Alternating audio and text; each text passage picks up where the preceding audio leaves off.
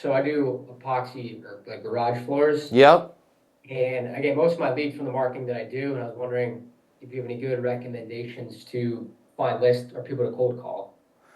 Yeah, so what I would do if I was, what I would do if I was you on the cold call is I would find like Rick's scenario, maybe even connect with Rick offline, like because he understands this mojo a lot of if you could find referral partners, okay? Those partners may be people that do garage remodels or companies that build fences or people that are already in that mode of fixing up their house that could flow some business your way. But again, you need to figure out a way where it's not, I will pay you for that lead. That's good, but great is a way where they can feel good about referring business to you because you're going to make them look good.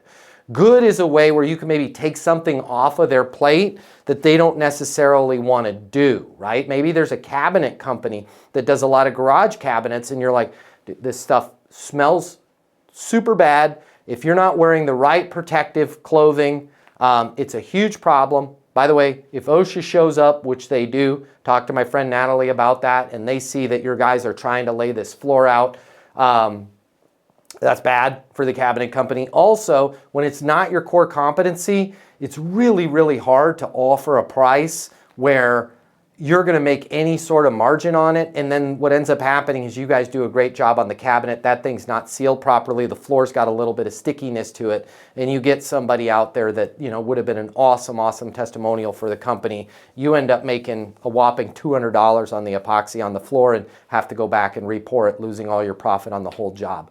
Anytime you need somebody, this is what we do all day, every day. If you need somebody to come in and kind of ride shotgun on you on these deals and get the flooring done and say nothing but great things about you guys and make sure that it's highlighted, the craftsmanship of the work that you're doing on the cabinets and literally encouraging those people to give you a testimony on those cabinets, I'm happy to do it. I'm happy to take the lead on these personally for you. Maybe there's a way you could find people that's in their wheelhouse of what they do, but they don't want to do it, right? Because it's not profitable. If you could, I would much rather you make 20 of those calls in a day than just 20 like homeowners or businesses, because you're in a, they might not be in that moment of wanting to fix that floor. So get creative, spend the weekend and think, who are all the people that would also benefit from working with me and get some good ideas there. When you do that, this is how, back to what we were talking about a week and a half ago, this is how you get 100 times your quota in your pipeline, because you create this network, this army of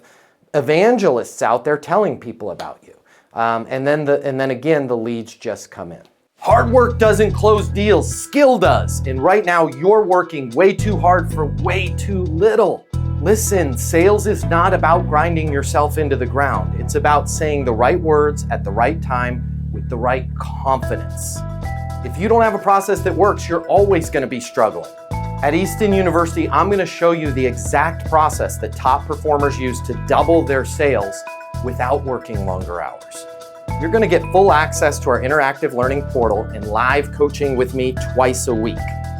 Hey, I get it. Sales is hard, but we're going to make it easy for you. Click the link here. Let's get you selling at the level you deserve.